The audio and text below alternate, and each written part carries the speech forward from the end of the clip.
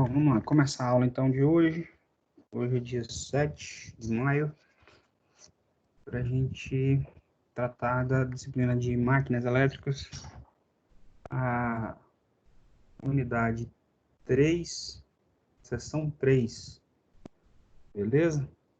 A aula de hoje não deve ser muito longa, porque o conteúdo é pequeno, ele está bem resumido, está bem sintetizado no livro, e então a gente vai matar isso aí rapidinho, beleza?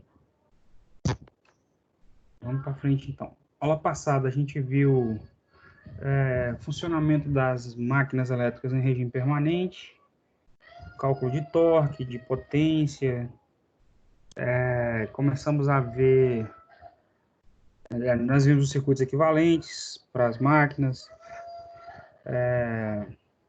resistência do estator, resistência do rotor, e por aí vai. Hoje, nós começamos a ver alguma coisa a respeito das perdas de potência na máquina, perdas no cobre, perdas por corrente parasita, corrente Foucault, perda por atrito mecânico no eixo da máquina. E hoje a gente vai falar um pouco sobre isso de novo, beleza? Então vamos lá. Numa máquina elétrica normal, ou no caso de um motor elétrico, por exemplo, a potência elétrica a potência da máquina, né? Ela vai fluir da entrada ali no caso se for do motor, ela vai fluir da alimentação do motor, beleza? Da alimentação elétrica do motor até o eixo da máquina. Então, a potência será transformada ali de potência elétrica em potência mecânica. Existe um sentido de fluxo de potência na máquina. A potência vai fluir ali da entrada, no caso de um motor elétrico, a entrada que é a alimentação elétrica do motor, a fonte vai entregar potência para a máquina, e essa potência vai fluir da entrada, que é a alimentação elétrica, até o eixo da máquina, que ela será transformada em potência mecânica, beleza? No motor, especificamente, na entrada a potência é elétrica e ela é determinada pela relação entre correntes, tensões elétricas. Se for uma máquina trifásica, a gente está trabalhando com tensão e corrente trifásica. Beleza? Se for uma máquina monofásica, corrente e tensão monofásica. Por que eu estou falando que é no motor? Se for no gerador, a operação é no sentido contrário. Então, ele vai receber a entrada da máquina do gerador, é o torque mecânico que ela vai receber no eixo, ok? No caso do motor, a entrada é potência elétrica.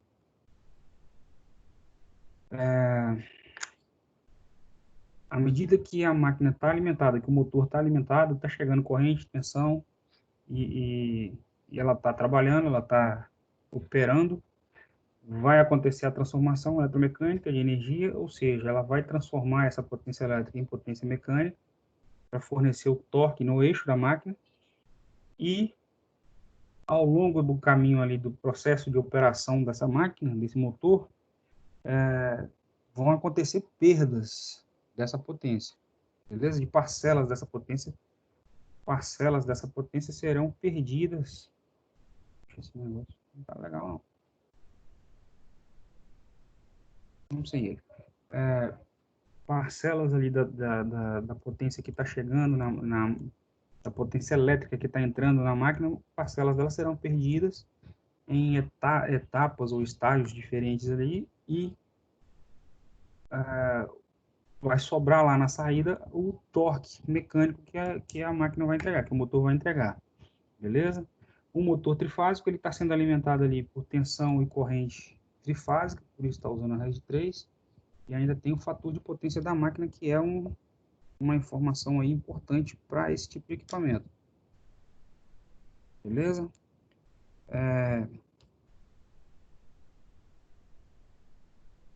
Ali dentro desse diagrama, então, desse fluxograma, a gente tem uma representação do fluxo de potência dentro do motor de indução. Tem a entrada de energia dele, que é onde está entrando a potência elétrica, e aí ali ele tem perdas no cobre do estator da máquina, da parte fixa da máquina, que é o que está sendo ligado na rede elétrica. Esse cobre vai apresentar, vai ocasionar perda no bolo de potência por meio de aquecimento, beleza? Ele tem resistência também.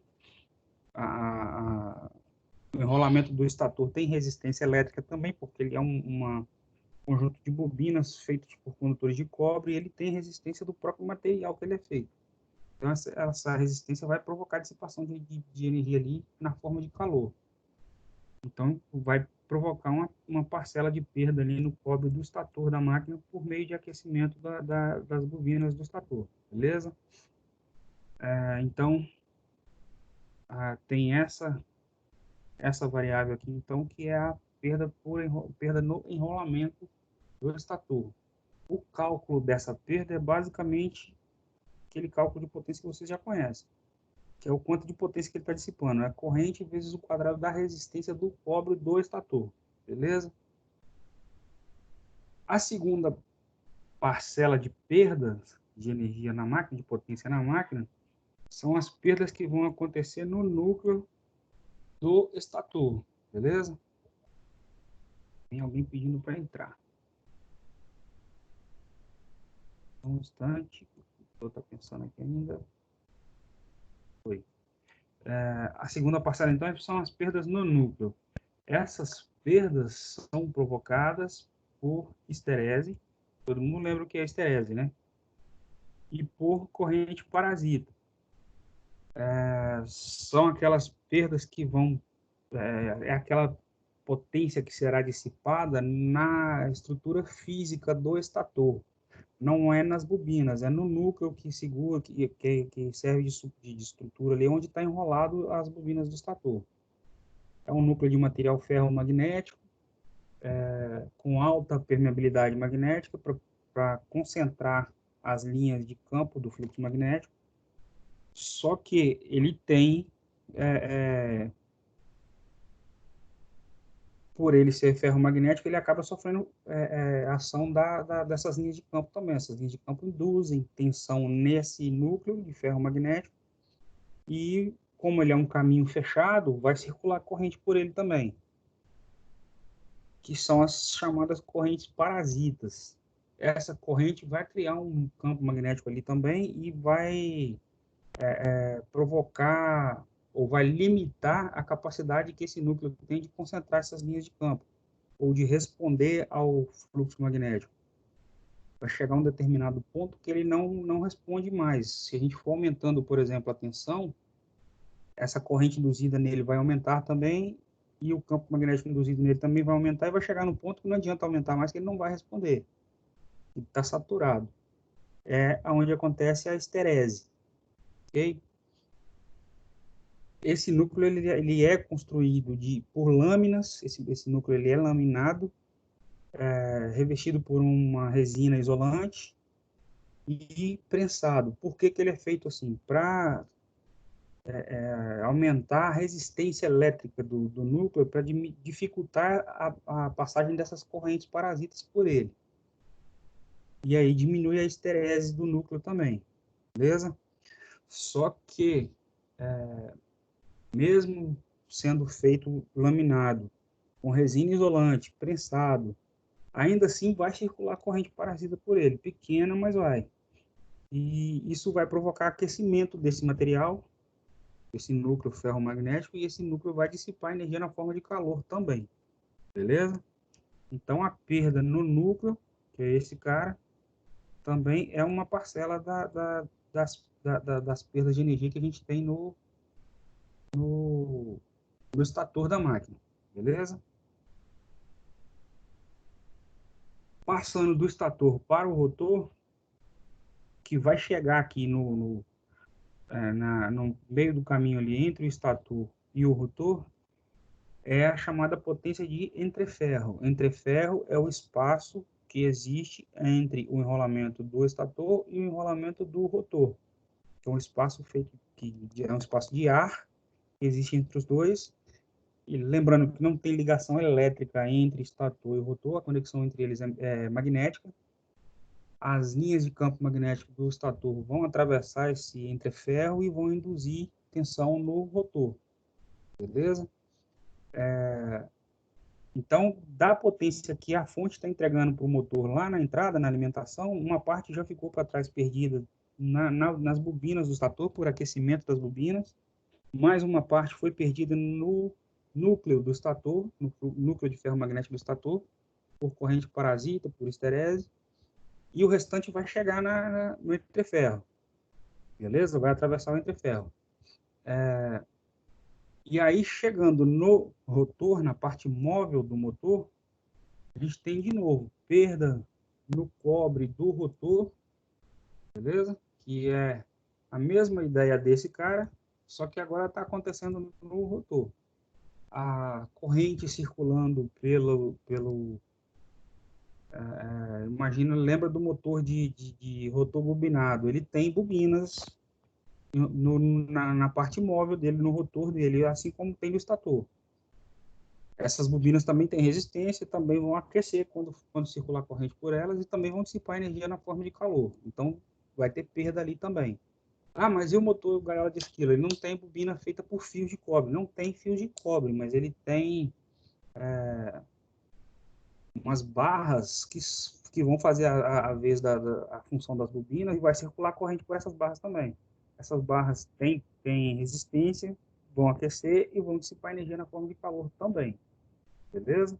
E entram dentro desse grupo aqui também do PCR, que são as perdas do cobre do rotor, PCR. PCE são as perdas no cobre do estator, beleza? Então, no rotor, a gente tem perda por aquecimento também. Além disso, descontando ali, então, a perda no cobre do estator, a perda no núcleo, mais a perda no cobre do rotor, a gente tem o pacote, que é a potência mecânica disponível no rotor da máquina, beleza? Só que ainda não é a potência que ele vai entregar lá na frente, na ponta do eixo. Por quê? Ainda tem perdas por atrito nos mancais ali do motor, no rolamento dele, ali também tem perda. Então, tem que contabilizar essa perda também por atrito. E também perda por ventilação. O eixo dele, uma parte está ligada numa ventoinha para forçar a circulação de ar pelo motor para controlar a temperatura dele. E isso vai provocar perda também na potência. Beleza?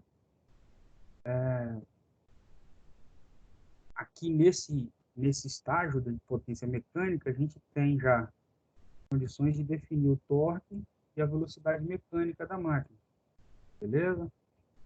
Nesse ponto, já descontando, antes de descontar aqui as perdas por atrito.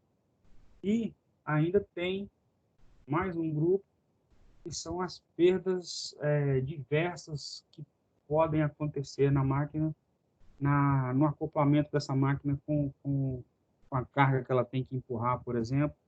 Isso vai provocar perda também. Então, no final das contas, do pacote todo de potência que a fonte está entregando, vai chegar só uma parcela lá na saída, na ponta do eixo, beleza? Que é a potência de saída. Aqui a gente tem o torque disponível lá na carga e a velocidade mecânica de rotação do eixo, beleza? Como se a gente estiver tratando de uma máquina assíncrona, essa velocidade mecânica ela é menor do que a velocidade síncrona. O que é a velocidade síncrona? É a velocidade de rotação do campo magnético girante lá no estator. Beleza? Então a gente tem perdas por enrolamento, nos enrolamentos do estator, calculado corrente vezes a resistência do estator, resistência elétrica do cobre do estator ao quadrado. Tem perda no núcleo por corrente parasita por esterese. Tem perda no cobre do rotor, beleza? Que é esse grupinho aqui, que também é calculado da mesma forma da perda no cobre, perdas no cobre do estator, que é corrente, vezes a resistência elétrica do enrolamento do rotor ao quadrado. Tem perdas por atrito e ventilação, beleza? Isso aqui são as perdas que ocorrem ali os rolamentos do eixo, perda provocada pelo arrasto da ventoinha lá para permitir a ventilação da máquina, beleza? E tem as perdas suplementares. E aí essas perdas são aquelas que podem ser provocadas no acoplamento da máquina com a carga. Ok? E aí no final a gente tem então a potência de saída, que é a potência de entrada menos essa galera toda aqui. Ok? Então a potência no entreferro da máquina, a gente determinar a potência em alguns pontos da máquina. Potência no entreferro. Lembra que o entreferro é a letrinha G minúscula. A potência no entreferro da máquina. É só lembrar do diagrama aqui. A potência no entreferro, que é nesse ponto, é a potência de entrada, menos as perdas no cobre do estator, menos as perdas no núcleo do estator. Beleza? A potência no entreferro é a potência de entrada, menos as perdas no cobre do estator, menos as perdas no núcleo. A potência mecânica no eixo da máquina. O que está chegando lá no eixo da máquina? É esse cara. Beleza? Essa potência mecânica é a potência de entrada, menos o PCE, menos a perda no núcleo, menos o PCR. Beleza? A potência de entrada, menos o PCE, menos a potência do núcleo, é a potência do entreferro. Então, eu posso falar que a potência na máquina é a potência do entreferro, menos o PCR. O que é o PCR? O PCR são as perdas no cobre do rotor. Beleza? E a potência de saída, então, que é o que a máquina vai entregar, de verdade, para a carga. É a potência mecânica, menos a potência por atrito e ventilação, menos a potência de acoplamento da máquina com a carga, que são as perdas suplementares. Beleza? Então, a gente consegue identificar quem é todo mundo aqui. Depois vai usar isso lá na frente para desenvolver algumas equações lá. Ok? Então, relembrando, a fonte está entregando para o motor de indução trifásico a potência de entrada, que é raiz de 3, por que raiz de 3? Estou tratando de um motor trifásico. Tensão vezes a corrente de linha vezes o fator de potência da máquina. Beleza? Isso aqui é o que a fonte está entregando para a máquina. Aí na máquina a gente tem PCE, que são as perdas no cobre do estator. Tem perda no núcleo da máquina, que são as perdas provocadas por corrente parasita e por esterese no núcleo. Descontando esses dois caras da potência de entrada, a gente tem a potência do entreferro, que é o PG. Beleza? Da potência do entreferro, que é o que está chegando ali no entreferro, menos as perdas no cobre do rotor, a gente tem a potência mecânica, que é a potência que está disponível no rotor da máquina, beleza? Descontando as perdas no rotor. E se descontar da potência mecânica, descontar a perda por atrito, ventilação e perda de acoplamento, a gente tem a potência de saída, que é o que está disponível, a potência líquida disponível no eixo da máquina. Beleza? Então, um exemplo. A gente tem lá um motor de indução trifásico, 380 volts. Ele está falando que é tensão trifásica, de linha, beleza? 60 Hz com 30 HP, tensão nominal. E ele está puxando da rede ali 30 amperes, corrente de linha. Fator de potência 0,85 atrasado. E aí ele diz a perda provocada pelo cobre do estator, que é o PCE, vale 1 kW. Perda de cobre no rotor, PCR, vale 500. Perda por atrito e ventilação, 400. Beleza? Perda no núcleo, 1.500. E as outras perdas de acoplamento e as perdas suplementares são desprezíveis. Caso desse exercício especificamente, está falando que as perdas são desprezíveis, beleza? Aí ele quer saber qual é a potência disponível no entreferro da máquina.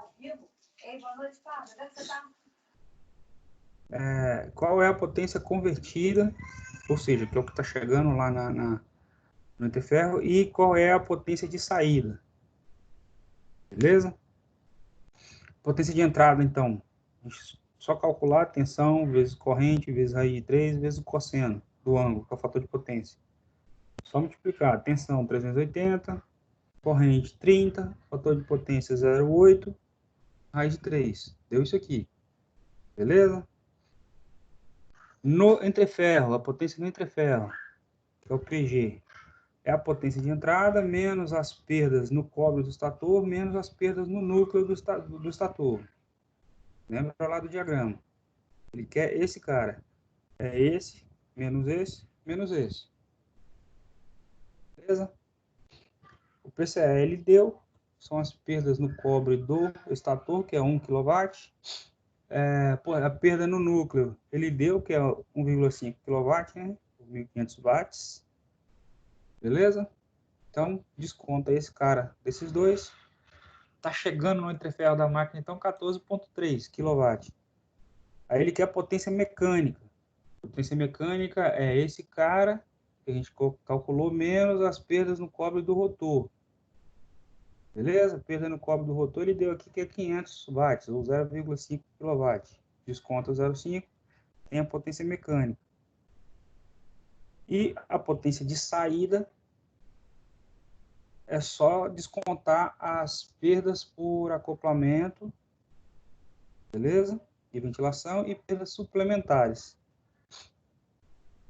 Perdas por atrito e ventilação, ele deu aqui que é 400 watts.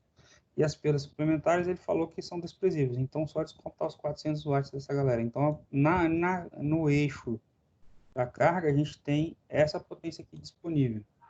A fonte está entregando isso aqui. A diferença ficou perdida aí dentro da máquina. Facinho, né?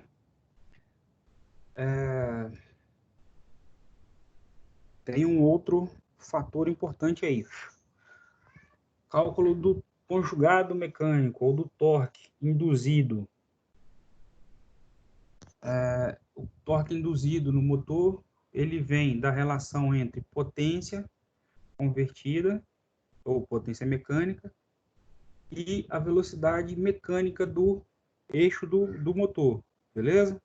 Isso aqui é a potência convertida, que é a potência mecânica, e isso aqui é a velocidade de rotação do eixo. Potência mecânica é quem? Vamos voltar lá. Potência mecânica é esse cara. É a de entrada, menos perda no cobre do estator, perda no núcleo, perda no cobre do rotor. Beleza?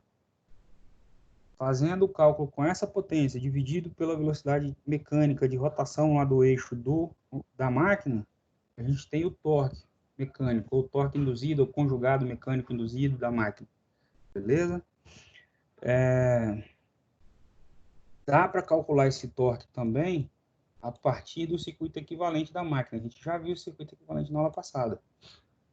Aqui dentro desse circuito a gente tem a tensão da fonte, tensão de entrada, a corrente de entrada do circuito, a resistência do cobre do estator, a reatância do estator, a reatância do rotor, a resistência elétrica do rotor,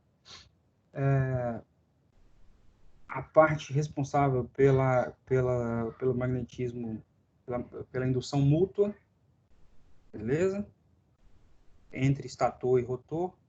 E esse cara é para a gente fazer a potência, esses fatores do rotor refletidos no estator, que ele leva em consideração escorregamento. A gente viu isso na aula passada, todo mundo lembra, né?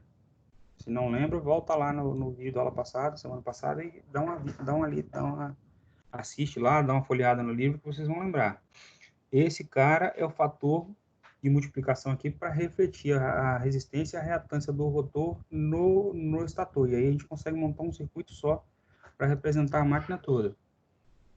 Aqui a gente tem a tensão induzida no estator, aqui a gente tem a corrente no estator, que é o I2, aqui tem a corrente de indutância mútua, corrente de magnetização responsável pela indutância mútua da máquina.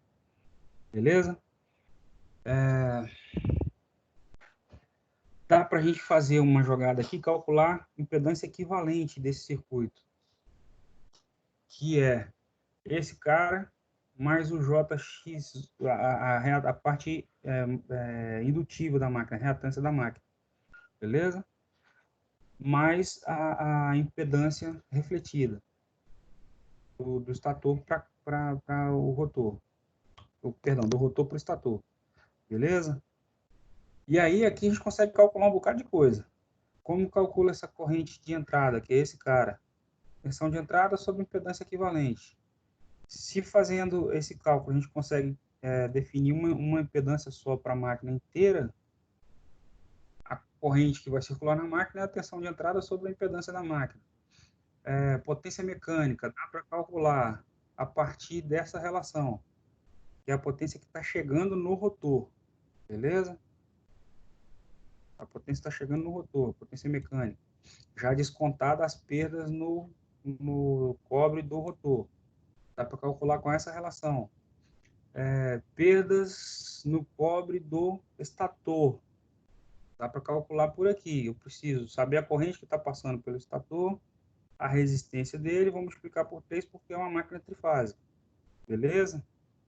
Potência que está chegando no entreferro da máquina. Dá para calcular por aqui. Resistência do rotor, corrente do rotor, escorregamento da máquina. Está multiplicando por 3 porque é uma máquina trifásica. Beleza? As perdas no núcleo da máquina. No núcleo na parte, na estrutura, no núcleo magnético do estator. Dá para calcular por aqui também. Perdas no cobre do rotor. É a mesma ideia desse cara, só que agora eu vou usar as informações do rotor. I2, que é a potência do rotor, o R2, que é a resistência do rotor. Impedância equivalente do rotor, que é o Z2. Beleza? Z2 é a resistência do rotor, mais o fator de multiplicação ali do carregamento, mais a reatância do rotor. Beleza? Então dá para fazer a relação aqui e chegar nessa formulazinha para calcular a impedância do rotor. Impedância equivalente da associação toda ali, que é o Z1. Z1 está aqui, beleza? Como calcula esse Z1? Com essa relação aqui, ok? Ou então com essa que também dá para calcular, beleza? Aqui no Z1 vai entrar a parte resistiva equivalente, vai entrar a reatância mútua, vai entrar a impedância do rotor refletida lá no estator, beleza? Por aqui também dá para calcular a partir da condutância, da susceptância, da impedância do estator, e condutância, beleza? Então, tem vários caminhos para a gente percorrer para calcular essas grandezas aqui dentro do circuito equivalente. Várias opções. Indo para entrar lá.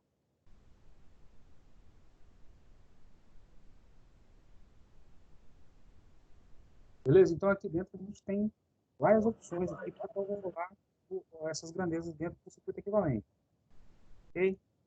Para calcular a eficiência da máquina, potência de saída e entrada. Beleza?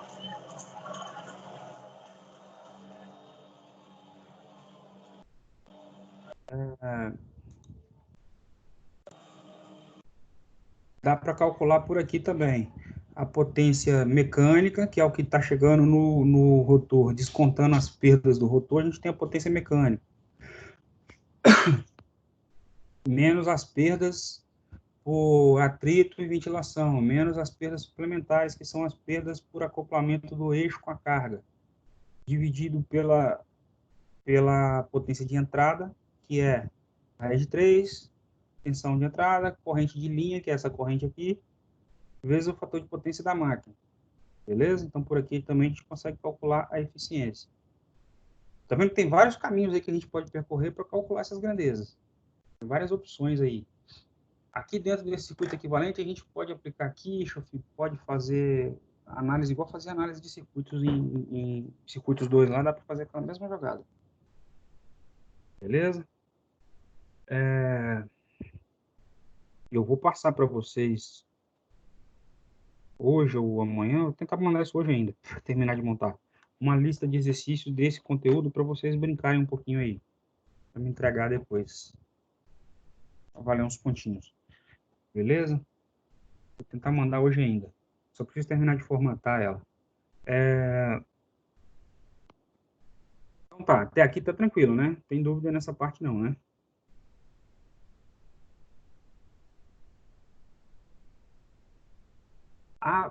No eixo da máquina, então, a gente tem, ou no rotor da máquina, a gente tem a potência mecânica, descontando potência mecânica, descontando dessa potência mecânica, a potência por atrito e ventilação, que é a perdas, são as perdas que acontecem no, no rolamento ali preso no eixo e as perdas provocadas pela ventoinha que está presa no eixo da máquina também, para ventilar a máquina. E descontando também as perdas que acontecem no acoplamento do eixo com a carga. Descontando esses caras, a gente tem a potência líquida que está sendo entregue lá no eixo da máquina efetivamente, beleza? E aí a gente consegue fazer o cálculo então da eficiência, potência de saída sobre potência de entrada. A potência de saída é essa resultante dessa brincadeira aqui. Esse cara a gente já viu na aula passada. Isso aqui é a velocidade mecânica do eixo da máquina, beleza? Ela não é igual à velocidade síncrona. A velocidade síncrona é a velocidade de rotação do campo magnético lá no estator da máquina, lá na fonte, beleza? Uma fonte trifásica, ela vai induzir campo magnético alternado rotativo no estator da máquina. Pela a interação ali entre as bobinas do estator, a gente vai criar ali dentro um campo magnético rotativo. E a velocidade de giro desse campo magnético é a velocidade síncrona, beleza? Como calcula a velocidade síncrona? Quem lembra? Vocês já viram isso lá antes da quarentena, a gente já viu isso na sala. Como calcula a velocidade síncrona?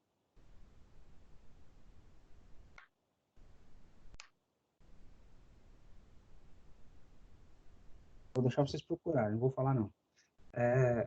A velocidade no eixo da máquina, a velocidade mecânica, é menor do que a velocidade síncrona. E a relação entre as duas é o escorregamento, beleza? Então, a velocidade mecânica é a velocidade síncrona vezes 1 menos o escorregamento. E o que é o escorregamento? Quem lembra?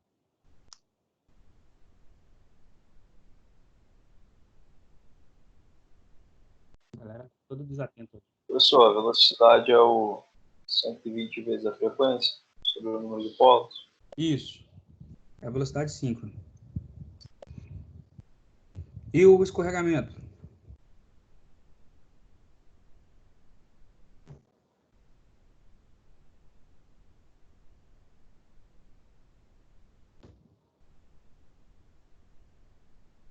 Vou deixar vocês olharem no material. Vocês têm isso aí já. Que é o escorregamento.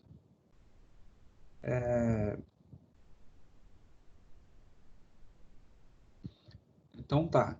A velocidade de rotação no eixo é menor do que a velocidade síncrona. A relação entre as duas é o escorregamento. Beleza? O torque mecânico, que é o torque que vai surgir no eixo da máquina, lá na ponta da máquina. Dá para a gente calcular esse torque mecânico a partir da potência mecânica, que é a potência que está chegando no rotor, descontando as perdas por atrito, perda no cobre do rotor, é a potência mecânica, dividido pela velocidade mecânica, que é esse cara, a gente consegue calcular o torque. Ali atrás, a gente viu que essa potência mecânica, aqui atrás, né? Não, tá aqui nessa bagunça. A potência mecânica, ela é... Nunca eu rabisquei tudo aqui, agora eu já nem sei. Dá pra gente calcular a potência mecânica por aqui. Beleza? Esse cara é a velocidade síncrona menos a relação do escorregamento. Então, dividindo os dois e rearranjando a equação, a gente chega numa relação que permite calcular o torque entregue pela máquina lá na ponta do eixo em função da resistência do rotor, corrente do rotor, escorregamento e velocidade síncrona. Mais uma opção para calcular o torque. Ou ainda dá para calcular o torque a partir da potência no entreferro e a velocidade síncrona. Também dá para calcular, beleza? Então tem duas opções, três opções aí. Por aqui, por essa relação aqui ou por essa aqui. Beleza? Aqui a gente ainda tem uma outra informação importante. Se nós fizermos um gráfico a partir da variação da velocidade da mecânica do eixo da máquina, partindo do repouso até chegar na velocidade síncrona, que seria a velocidade máxima que a máquina teoricamente conseguiria chegar, seria a velocidade de rotação do campo magnético no estator da máquina. A gente sabe que não vai chegar porque tem escorregamento. Ela vai ficar abaixo disso um pouco. Mas se nós fizermos uma relação entre essa velocidade mecânica e o torque da máquina, beleza? O conjugado induzido ali é o torque mecânico disponível lá no eixo da máquina. Se a gente fizer uma relação entre esses dois, para uma máquina de indução, o gráfico vai ficar parecido com esse aqui. Vai seguir essa mesma estrutura. E aqui, o que a gente tem de informação? Na partida, partindo da velocidade zero, no instante inicial de partida da máquina, o torque, ou o conjugado de partida da máquina, ele é cerca de 200% do torque nominal da máquina. Quando ela estiver operando lá em plena carga, ele está aqui nesse ponto, beleza? Na partida, ele é em torno de 200% desse cara. E à medida que a velocidade for aumentando, até um determinado ponto, esse torque vai chegar a mais de 400% do torque nominal da máquina. Beleza? Esse ponto seria o torque máximo. E à medida que ele se aproxima da velocidade síncrona, esse torque vai cair bastante e vai estacionar nesse ponto, que é onde ele vai ficar com velocidade constante e com torque constante. Beleza? Então, na velocidade síncrona, se a gente continuar aumentando a velocidade aqui e o rotor conseguir chegar na velocidade síncrona, que é esse ponto aqui onde ele toca o eixo, isso não vai acontecer na prática porque o rotor está rodando uma velocidade menor do que a velocidade do campo magnético no estator. Mas se a gente conseguisse fazer esse cara chegar na velocidade síncrona, ele não tem torque. O torque vai cair para zero. Beleza? Então, o conjugado dele, ou seja, o torque da máquina de indução, o motor, na velocidade síncrona é nulo, ele não tem torque, se tiver na velocidade síncrona. Para existir torque, tem que existir escorregamento, ou seja, ele tem que estar rodando numa velocidade menor do que a velocidade síncrona. Beleza?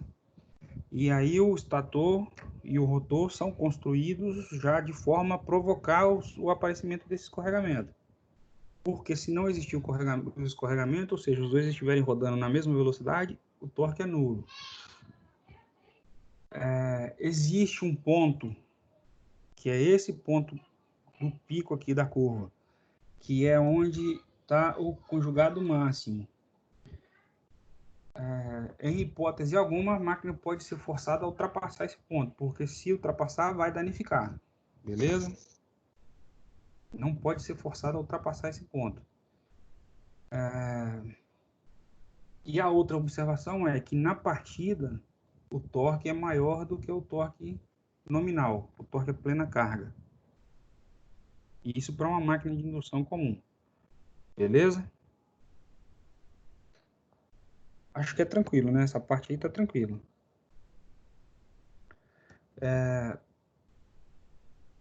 Dá para fazer também uma relação entre a rotação e o escorregamento, beleza? A relação entre escorregamento e rotação e conjugado. Aqui a gente está fazendo em função da velocidade mecânica. Aqui está fazendo em função do escorregamento. Beleza? Dá para montar uma relação entre esses dois caras também. O gráfico vai ficar assim. É basicamente a mesma ideia, né? A rotação em função do conjugado. A velocidade em função do conjugado. Aqui a gente tem 3 pontos importantes, que são aqueles 3 pontos que a gente viu lá. O conjugado de partida da máquina. Ele vai surgir com rotação nula, beleza? Porque na partida ele está com velocidade zero. Como ele está com velocidade zero, existe o campo magnético no estator. E esse campo está induzindo tensão no rotor. O rotor está sendo percorrido por uma corrente, que também está criando um campo magnético ali. E ele está travado, e o campo magnético do estator está girando, vai surgir um torque mais alto que o torque nominal ali, que é o torque de partida. Beleza? No ponto 2, a gente tem o torque máximo que o motor consegue desenvolver. Não pode ser ultrapassado. E no ponto 3, a gente tem o torque nominal da máquina, que é o máximo que o motor vai conseguir desenvolver em regime permanente, em regime contínuo ou em plena carga. Beleza? Partiu, a corrente é mais alta, porque esse cara aqui está travado, ele está sem velocidade, o torque é alto. A corrente é mais alta, essa corrente vai subir, o torque vai subir junto até o motor estabilizar. Ele estabilizou, o torque cai para esse ponto, que é o torque nominal dele a plena carga. E a velocidade fica travada ali, constante. Próxima da velocidade síncrona, mas é menor do que ela. Se a velocidade de rotação do rotor atingir a velocidade síncrona, o torque cai para zero. Beleza? Então, por aqui a gente consegue, tendo esses valores, a gente consegue calcular sistema de acionamento de cargas usando os dados do motor, né? Beleza? Se a gente tiver essas informações, a gente consegue calcular, então, o acionamento de máquinas puxando cargas de quaisquer aí, usando essas informações, então, de torque conjugado e rotação, a relação entre elas. Beleza? Tem ainda mais uma brincadeira aí para a gente analisar.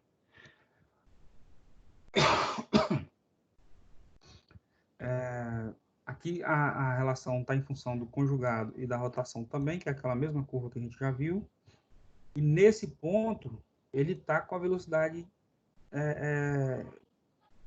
nominal dele, que é onde ele está puxando a carga, beleza? Onde ele está rodando com a carga com a velocidade nominal, regime permanente. E aí está com torque de 100%, está com a velocidade de rotação do eixo, que é menor do que a velocidade síncrona, beleza? Que seria o 100% de rotação e velocidade síncrona, é o máximo que o eixo poderia chegar. A velocidade nominal do eixo é um pouco menor do que a velocidade síncrona. O que mais? E aqui a gente consegue fazer uma relação ainda em função da carga que esse motor consegue puxar, beleza? Consegue fazer uma relação entre rotação e conjugado de quanto de carga ele vai conseguir acionar até chegar na velocidade síncrona, na velocidade nominal e no torque nominal, ok?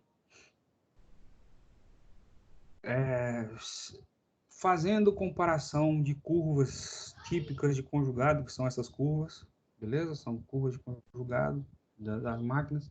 Fazendo essa comparação entre curvas típicas de tipos de motores diferentes, curvas típicas de conjugado de tipos de motores de indução diferentes.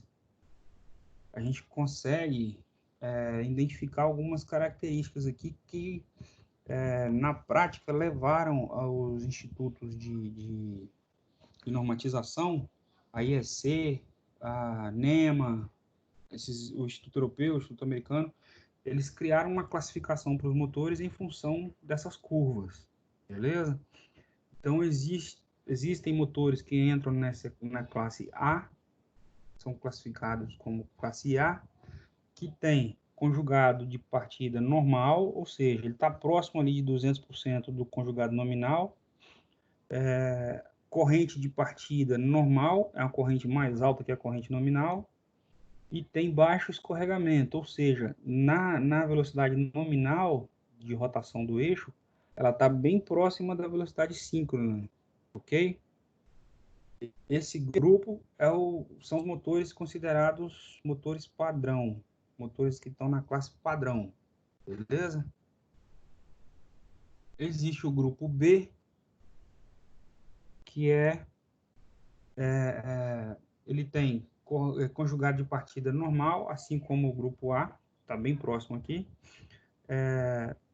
Corrente de partida dele é um pouco menor do que a corrente dos motores de classe A, ou seja, ele precisa de um pouco menos de corrente para partir, e ele tem baixo escorregamento. A velocidade nominal do eixo é bem próxima da velocidade síncrona, beleza?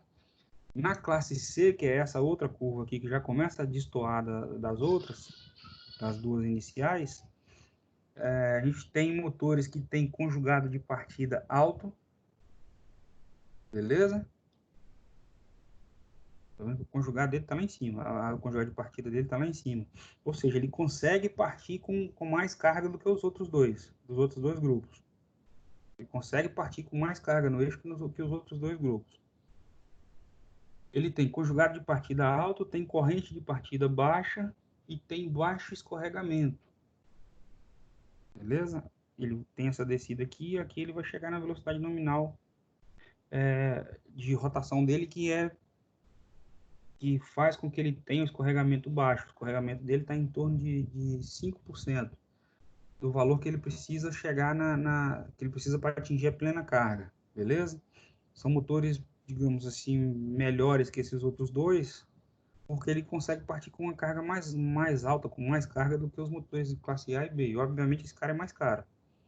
E existem os motores classe D, que tem conjugado de partida ainda maior do que a C, beleza? O conjugado de partida dele é cerca do dobro do valor do conjugado nominal. Corrente de partida dele é normal e tem escorregamento alto, ok? Em plena carga. Geralmente são motores que precisam partir com cargas muito altas, mas ele não precisa ter grande velocidade de rotação do eixo, beleza? São os motores da classe D. E tem aplicações para esses 4 grupos. Tem mais um grupo aqui, tem a classe D também, que eu não coloquei aqui, não está no livro. Mas a classe E, existe outras 2 classes aqui também, que são classes especiais. Mas esses caras são os mais usados, sendo que esse aqui é o grupo onde entra a maioria dos motores de indução que a gente conhece aí. A maioria está nesse grupo, nessa classe A. Beleza?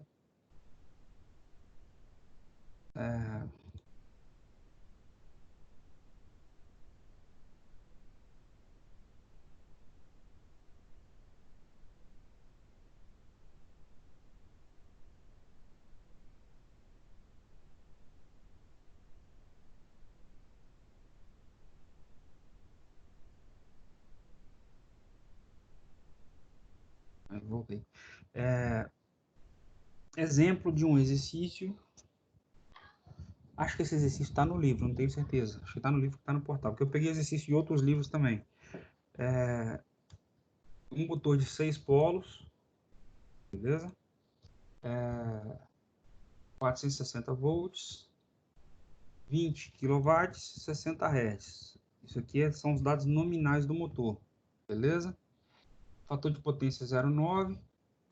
Aqui já deu a velocidade síncrona, nem precisava, a gente consegue calcular, que é o 120 vezes a frequência sobre o número de polos, beleza? E opera com 1181 RPM. No eixo dele tem essa velocidade, ele roda com essa velocidade. E o que é esse 1200 RPM? É a velocidade síncrona. 120 vezes a frequência sobre o número de polos. Ele disse que a resistência de enrolamento do estator e do rotor vale 0,3 ohms por fase no estator e 0,2 por fase no rotor. E aí disse que a impedância de magnetização é muito maior que os valores de impedância dos enrolamentos, beleza? E as perdas por atrito, por ventilação e no núcleo, ou seja, está somando tudo ali, vale 300, beleza? 300 watts. Aí quer saber o rendimento da máquina quando ela estiver consumindo potência nominal da rede em condições normais, com fator de potência bonitinho, e qual é a potência entregue no eixo da máquina. É tranquilo para calcular isso aqui. Primeiro, a gente precisa calcular escorregamento. É velocidade síncrona menos a velocidade de rotação do eixo sobre a velocidade síncrona. Isso aqui vai me dar o escorregamento. Multiplica por 100%, ou então já deixa ele decimal. Beleza? Corrente que a máquina está puxando da rede, da fonte. É a potência dividido por raiz de 3 vezes a tensão vezes o fator de potência. Beleza? Vai dar isso aqui. Potência no entreferro, que é o PG. É a potência de entrada menos corrente de entrada ao quadrado vezes a resistência do estator da máquina. Beleza? Então, são os 20 kW menos a corrente que a gente calculou aqui ao quadrado, beleza? Vezes o 0,3, que é esse cara. Isso aqui vai dar a potência lá no estator da máquina. A potência mecânica é a potência no estator menos a relação do escorregamento, que é o que está chegando no rotor da máquina, beleza? Só multiplicar a relação do escorregamento aqui, que é 1 menos o escorregamento que a gente calculou, isso aqui vezes a potência no estator, no entreferro, que é o PG. Beleza? A potência no eixo é a potência mecânica que a gente calculou, menos as perdas, isso que vale 300. Então, lá no eixo da máquina está chegando isso aqui. A máquina tem 20 kW. Ela puxa 20 kW da rede e está entregando isso aqui no eixo. Beleza? A eficiência da máquina, então, é só fazer isso aqui dividido por 20, multiplica por 100. E aí a gente tem a eficiência da máquina. Beleza? Facinho, né? Bem tranquilo. Só precisa lembrar quem é cada uma dessas informações aqui. Potência no entreferro, potência de entrada, potência mecânica, potência no eixo, as perdas. Aqui ele não pediu, ele já botou tudo no pacote só, mas aqui a gente tem perda por atrito de ventilação, tem perda no cobre do estator, tem perda no cobre do rotor. Ele calculou aqui, né, a perda no cobre do estator. Tem perda no cobre do rotor, tem perda por acoplamento, que são as perdas do acoplamento do eixo da carga, do eixo do motor com a carga, beleza? A gente só precisa lembrar quem é quem para conseguir calcular isso aí. É bem tranquilo. Um outro exemplo, ele diz que a potência da máquina de indução flui da entrada, no caso do motor, está saindo lá da alimentação elétrica lá do motor, até o eixo, beleza? A potência está fluindo da alimentação elétrica para o eixo do motor, na ponta do eixo. Na entrada a gente tem potência elétrica, que vem da alimentação da máquina, alimentação elétrica da máquina, e na saída a gente tem potência mecânica, que é o torque mecânico, que a gente já viu como calcula. Torque vezes a velocidade mecânica dele. À medida que acontece a transformação eletromecânica, ou seja, está convertendo potência elétrica em potência mecânica, a máquina vai apresentar algumas perdas. Uma parte dessa potência que está entrando ali é perdida internamente. Aí ele quer saber, só um minutinho.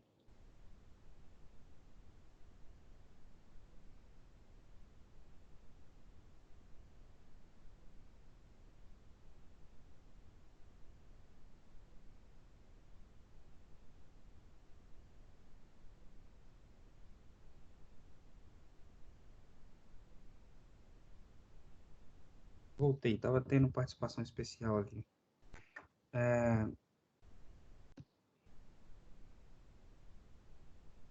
Então, vamos lá. Ele disse que uma parte da potência que está entrando lá na alimentação da máquina, potência elétrica, é perdida internamente da máquina. E aí ele quer saber, considerando as perdas, as seguintes perdas e as suas definições, escolher qual alternativa relaciona corretamente os tipos de perda. Então, ele quer saber lá, perdas no cobre, corresponde a qual dessas opções aqui? Perdas devido ao atrito, de rotação da máquina e ventilação. Não é. Perdas que ocorrem devido à corrente que percorre o enrolamento do estator e do rotor, sendo do tipo corrente vezes resistência ao quadrado. É esse cara. Perdas no núcleo. São as perdas que ocorrem por esterese e corrente parasita no material ferromagnético do estator. É esse cara.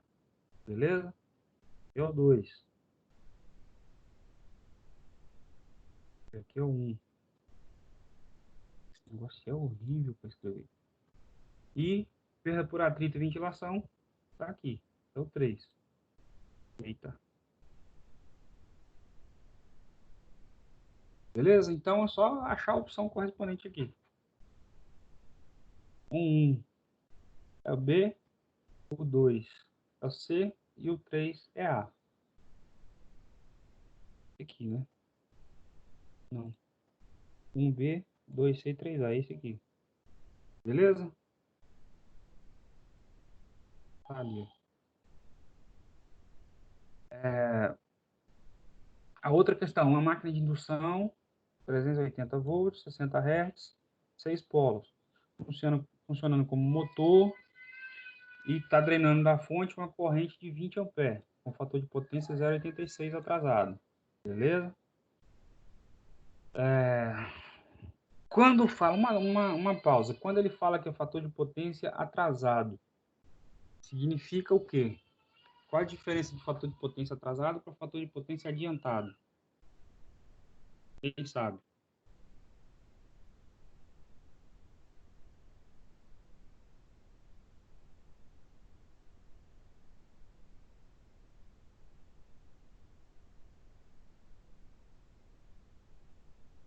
Quem lembra a diferença entre fator de potência adiantado e fator de potência atrasado?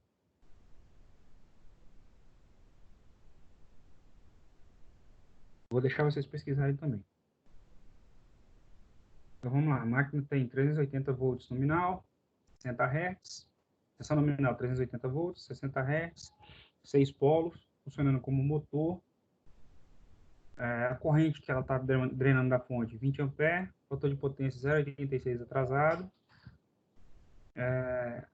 As perdas rotacionais totais da máquina são 500 watts. Ela tem a velocidade nominal do eixo de 1.152 RPM. E aí, os enrolamentos do estator e os enrolamentos do rotor possuem resistência de 0,2 ohms cada um por fase. Impedância de magnetização alta. Beleza? E aí ele quer saber o escorregamento da máquina, com a máquina opera, é de 4%, certo ou errado? A máquina desenvolve o torque de carga de 84,005 Nm, certo ou errado? E a potência de entreferro é igual a 11 kW. É só calcular os três e ver qual das opções aqui estão corretas. Como calcula isso?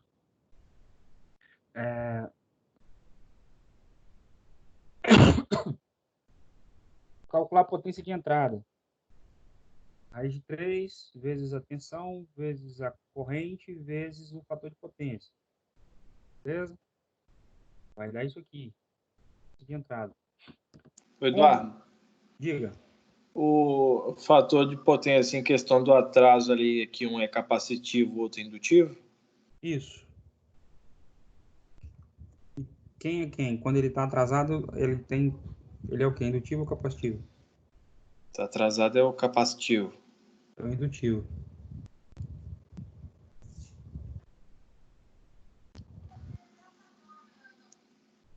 Atrasado é o indutivo. Mas quando você coloca tem a parte imaginária e tem a parte A reatância, dentro do cálculo de impedância, a reatância indutiva entra subtraindo. Ah, tá. Troquei. Beleza. A reatância capacitiva entra somando. Show. Aqui, então, para a gente calcular o escorregamento da máquina, é só fazer velocidade síncrona 120 vezes a frequência sobre o número de polos. Vai dar 1.200, né? Faz a relação entre os três aqui, tá o cálculo aqui, 1.200 RPM, que é a velocidade síncrona, e o cálculo de escorregamento, 1.200 menos a velocidade de rotação do eixo, sobre 1.200 vezes 100, 4%. Então, isso aqui está certo, beleza? Quer saber o torque da máquina? Dá para a gente calcular o torque em função da potência de saída e velocidade mecânica do eixo. Só que a gente não tem nenhum dos dois aqui, precisaria calcular a velocidade mecânica em radiano por segundo, né? Só calcular aqui, mas a potência de saída a gente precisa definir ainda. Um detalhe, quando ele diz que a máquina tem impedância de magnetização extremamente alta, o que significa isso? Impedância de magnetização extremamente alta. Significa que as perdas que vão acontecer no núcleo, as perdas por magnetização, são desprezíveis. E aí a gente pode dizer que a corrente no estator está bem próxima da corrente do rotor, beleza? O I1 ali daquele circuito equivalente é praticamente igual ao I2, beleza? Para a gente calcular esse cara, a potência de saída, a gente tem que calcular todas as perdas que vão acontecer na máquina. Então a gente tem perdas por cobre no estator. É a corrente que está circulando perdas por cobre no estator, tá aqui. Tá fazendo a corrente que é os 20 ao quadrado, que é essa corrente aqui, que é a mesma que ele deu lá, que tá puxando da máquina, beleza? Tá puxando da rede, né? 20 ao quadrado, vezes a resistência do estator, que ele deu aqui, resistência elétrica do estator, vezes 3, porque é uma máquina trifásica. Deu 240 watts de perdas no cobre do estator. A potência no entreferro. A gente precisa da potência no núcleo. Para calcular a potência no núcleo, a perda no núcleo está considerando a mesma perda para todo mundo. Porque a corrente a impedância de magnetização é alta, então ele está considerando essa perda aqui como total no núcleo.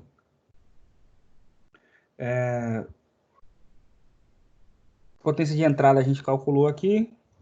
A perda no cobre do estator está aqui.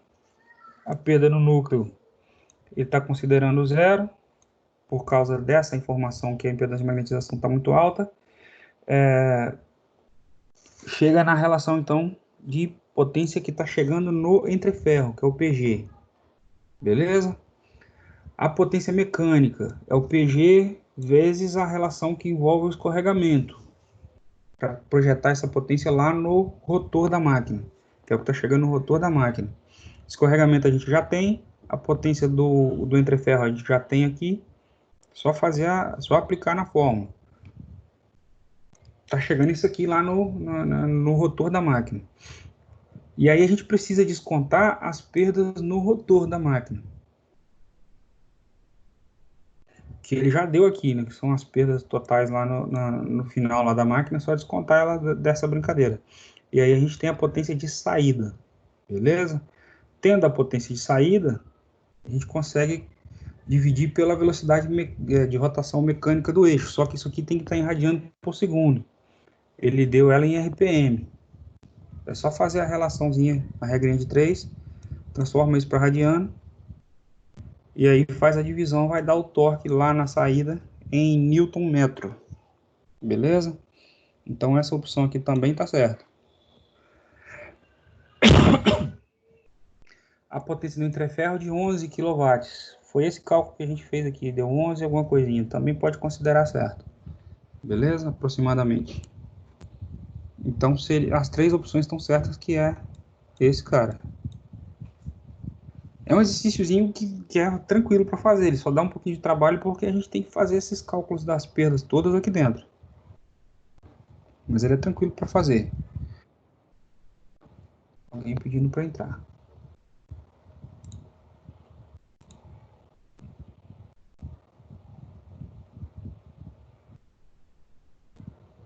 Aí, foi. Dúvida desse exercício aqui? Não, né? Tranquilo. Se tiver dúvida, fala, hein, gente. Tem um outro exercício que também está no livro, que está relacionado àquela classificação dos motores. Com base na curva característica do motor de indução, o traço saiu lá embaixo. Os órgãos internacionais, como a NEMA, que é a Associação Americana de Padronização, que seria mais ou menos equivalente à nossa BNT aqui, só que lá nos Estados Unidos. A IEC, que é o órgão europeu, que seria também equivalente à ABNT, estabeleceram classes de motores de indução, beleza? Definidas para aplicações específicas. Então, a gente tem motores classificados em A, B, C e D, que são as classes principais, e aí ele quer fazer a relação entre as opções dadas aqui e a classe, beleza? Ele quer saber qual deles que tá correto. É tranquilo para fazer isso aí, né? Ele está falando que esse grupo aqui, na primeira opção, está falando que é a classe A, esse cara é classe B, é C e B, e esse cara é classe D. É só a gente lembrar a relação entre eles. A classe D tem um torque mais alto de partida e escorregamento maior. Tem que voltar na tabelinha e lembrar as características. É tranquilo para fazer também, é só decorar a tabelinha lá, só dar uma lida na tabelinha e vai matar essa charada aqui fácil. Classe A, os motores têm conjugado de partida normal, corrente de partida normal e baixo escorregamento. Na classe B, eles têm conjugado de partida normal, corrente de partida com valor mais baixo que os da classe A, e também tem baixo escorregamento, assim como os motores classe A. A vantagem da B sobre a A é a corrente de partida que é mais baixa. Os motores da classe C têm conjugado de partida alto, beleza? Mais alto do que A e B, corrente de partida baixa e escorregamento baixo. Está em torno de 5% do que ele vai atingir em plena carga. E os motores classe D têm conjugado de partida alto, mais alto que os outros todos, corrente de partida normal e escorregamento elevado. Beleza? Aí é só comparar as opções aqui, quem é quem, e morreu o exercício. Aí eu tenho umas perguntinhas aqui para vocês, que não tem a resposta aqui, eu quero que vocês respondam. Como a gente faz para inverter, o que pode ser feito para inverter o sentido de rotação do campo girante da máquina?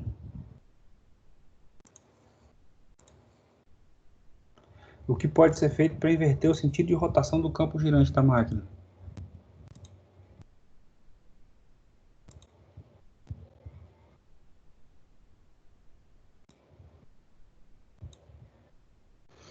Lembra que o campo girante está lá no estator, no conjunto de bobinas estator.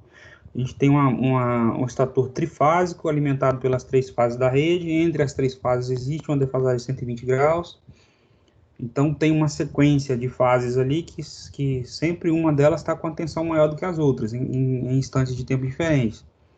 E tem uma sequência para esses caras, cada um está maior em um período, em um instante de tempo. Essa sequência que vai determinar o sentido de rotação da máquina, do campo girante, né? E como a gente faz para inverter o sentido de rotação do campo girante? Quem sabe?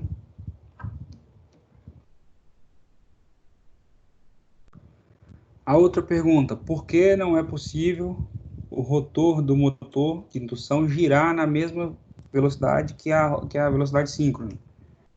Girar na mesma rotação síncrona. Outra pergunta, o que significa o escorregamento?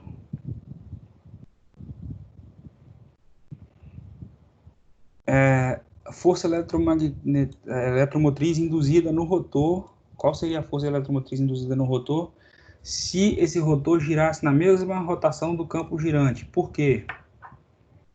São perguntinhas bem simples que dá para a gente ver se vocês estão entendendo o conteúdo que está sendo passado. Explicar o que é o conjugado nominal, conjugado de partida e conjugado máximo. A gente já viu.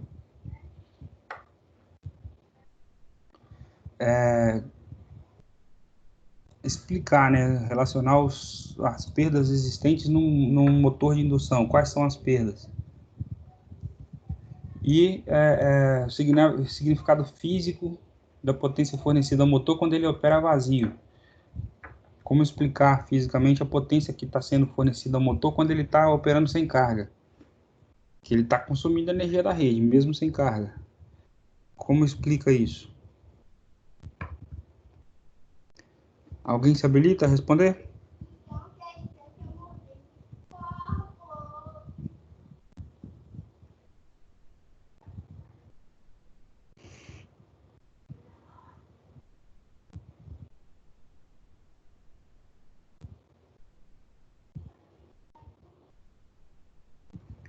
Vamos fazer a pausa para o intervalo, que já está quase na hora. E aí, na volta, a gente responde essas perguntas aí. Beleza?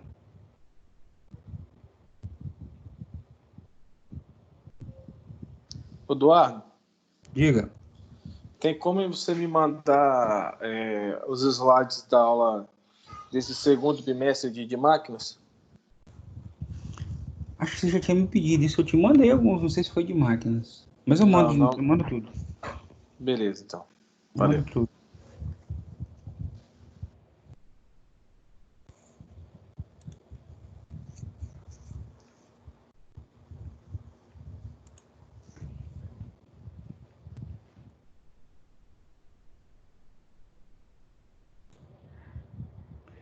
Então vamos fazer uma pausa para o intervalo e aí na volta a gente responde essas perguntas aí. Beleza?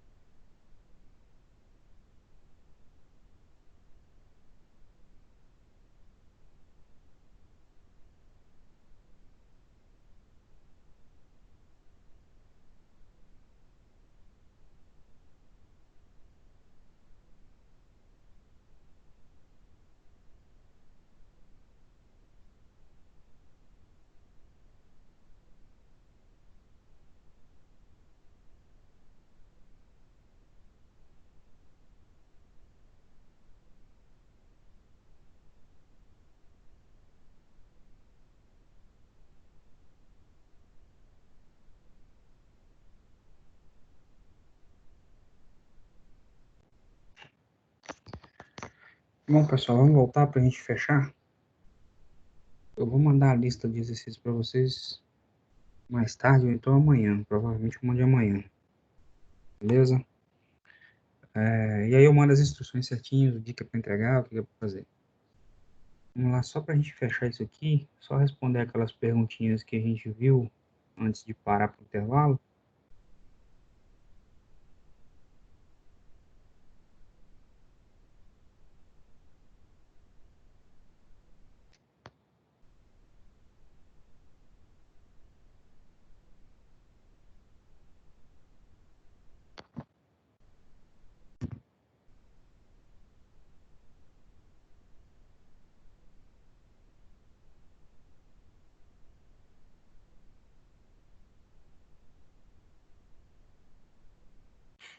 Então vamos lá.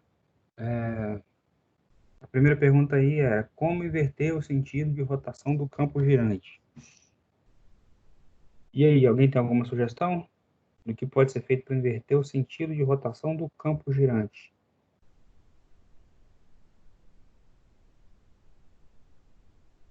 A maioria de vocês é técnico, já viu isso lá no técnico, já viu a solução para isso aí lá no técnico. Se nós invertermos o sentido de rotação do campo girante, a gente vai inverter a rotação, o sentido de rotação do eixo da máquina também. Como faz isso? Invertendo as fases? Invertendo duas das fases, né? Exato. Por que não é possível que o rotor do motor de indução gire na rotação síncrona ou na mesma velocidade síncrona?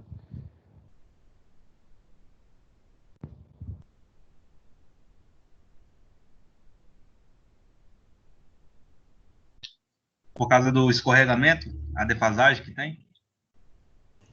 Isso. Se ele rodar na rotação síncrona, ele não tem torque. O torque dele é zero. Então, o motor de indução comum não pode girar na rotação síncrona, porque senão ele não tem torque. Ele precisa ter o escorregamento e aí, como consequência disso, a velocidade de giro do eixo é menor do que a velocidade síncrona. E o que é o escorregamento?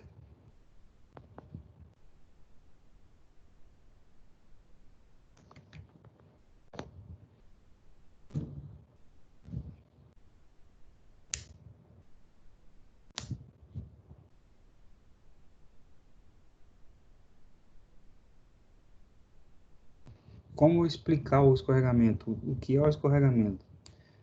O escorregamento é a relação entre a velocidade de rotação do eixo da máquina, do motor, e a velocidade de rotação do campo magnético lá no estator. É a relação entre essas duas, a diferença ali entre essas duas.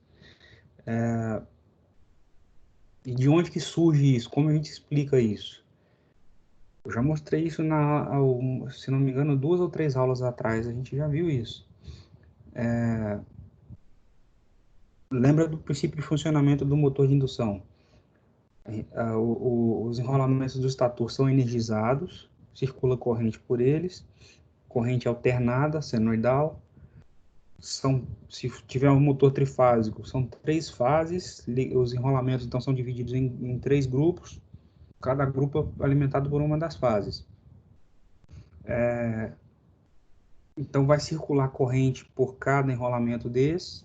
Essa corrente é alternada, senoidal, ela vai induzir um campo magnético nos enrolamentos, que pela corrente ser alternada, senoidal, o campo magnético também será um campo magnético variável.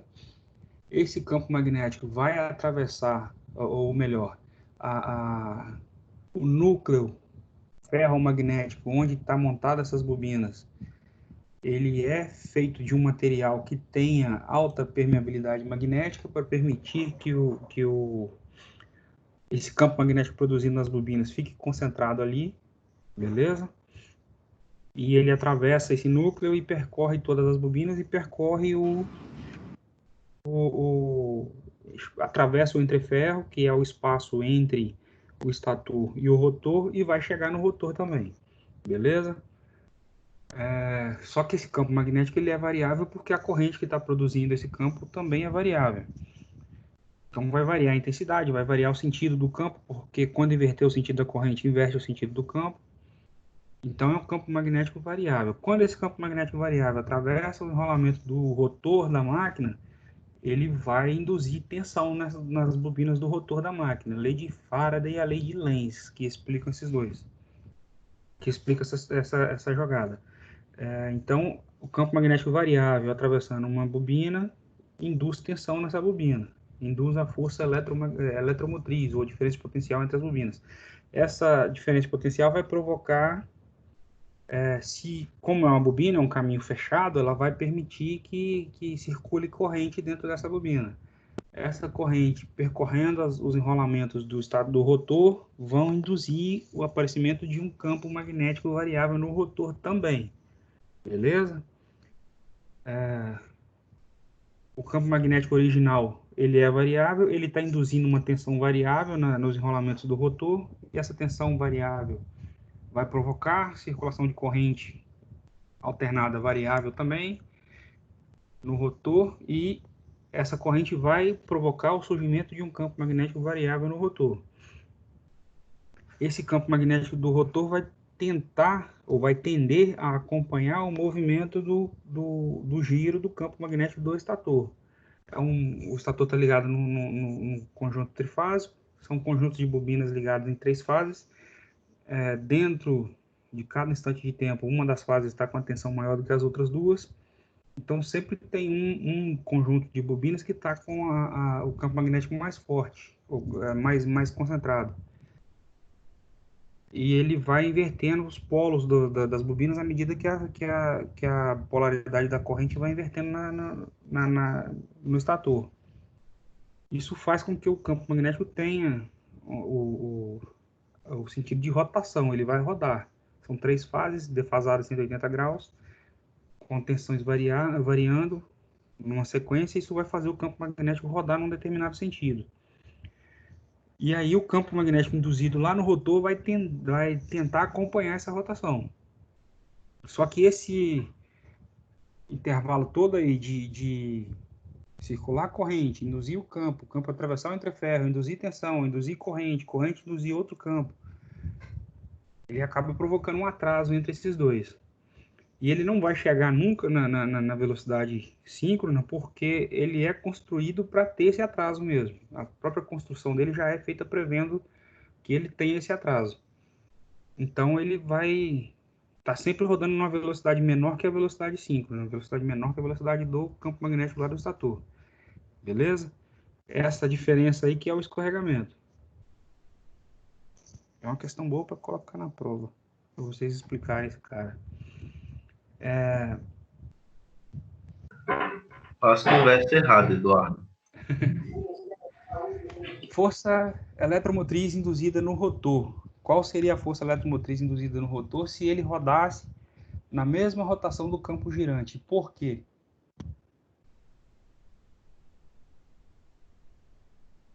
Se o rotor girar na mesma velocidade do campo girante, na velocidade síncrona, vai existir força eletromotriz no rotor? Sim ou não? E por quê?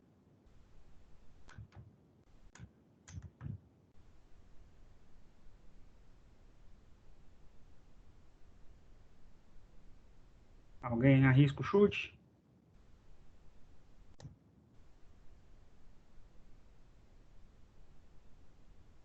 Não vai. Por que que não vai? Ele precisa ter a variação do campo magnético, atravessando conjuntos diferentes de bobinas ali dentro de um intervalo de tempo, para criar aquela condição de movimento, de variação.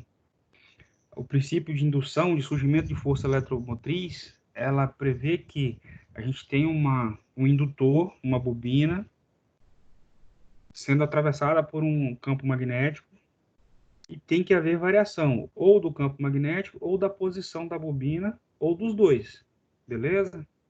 O campo magnético pode variar de intensidade e de polaridade, ou pode haver movimento entre ele e a bobina, ou pode acontecer as duas coisas ao mesmo tempo.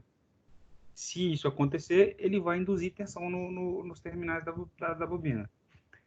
Para existir a força eletromotriz induzida no rotor da máquina, tem que haver a defasagem para poder haver a variação do campo que está atravessando os enrolamentos do rotor.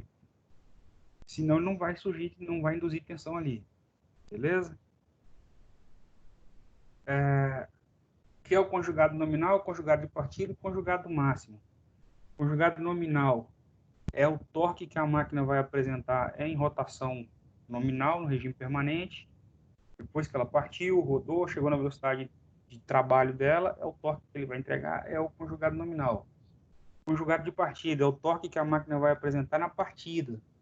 Partindo da velocidade zero, alimentou, é o torque de partida, inicial. E o torque máximo é aquela ponta da curva que a gente viu lá atrás, que é o máximo de torque que a máquina vai conseguir entregar durante o funcionamento dela. Beleza? Quais são as perdas existentes no motor de indução? A gente tem perda no cobre do enrolamento do estator, perda por aquecimento do cobre no enrolamento do estator, que é a corrente a corrente ao quadrado vezes a resistência desse enrolamento. A gente tem perda no núcleo magnético do estator. Lembra, o núcleo é feito de um material ferromagnético e é laminado. As lâminas são isoladas por um verniz isolante e são prensadas, mas ainda circula uma corrente parasita ali dentro, porque tem um campo magnético variável atravessando esse núcleo.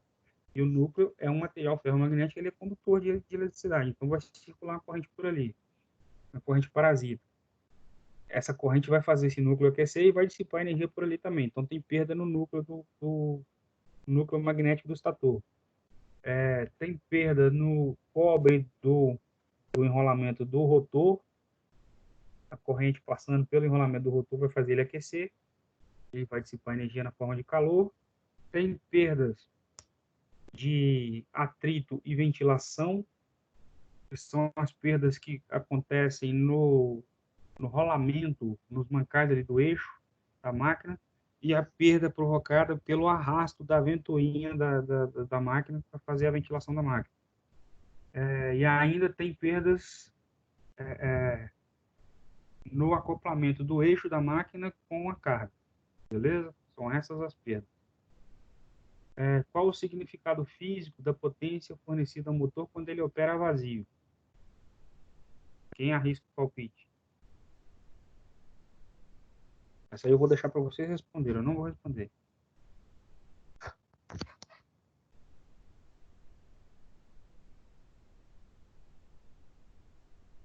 Vou colocar na lista de exercícios para vocês me entregarem essa daí.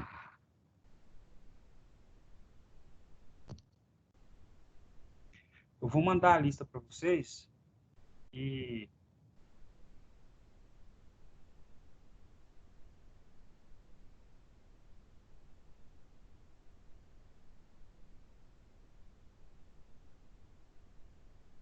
preciso terminar de formatar a lista, gerar o PDF para mandar para vocês. Vou tentar fazer isso hoje ou no máximo amanhã eu faço. E aí eu vou mandar a lista para vocês e vou mandar as instruções certinhas do que é para entregar, o que é para fazer. Beleza? E aí valeu uns pontinhos já da parcial. Não sei se, provavelmente não vai valer toda a parcial não, mas já vai valer uns pontinhos dela. Dúvidas do que a gente falou hoje, do que foi tratado hoje aí, do assunto da aula? Ou alguma outra dúvida que alguém queira aproveitar o momento aí para tirar?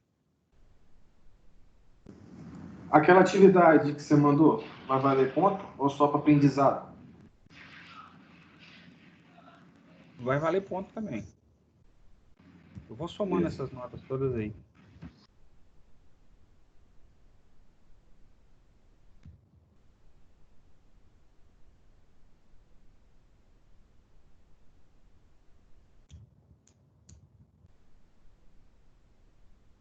Fechou então?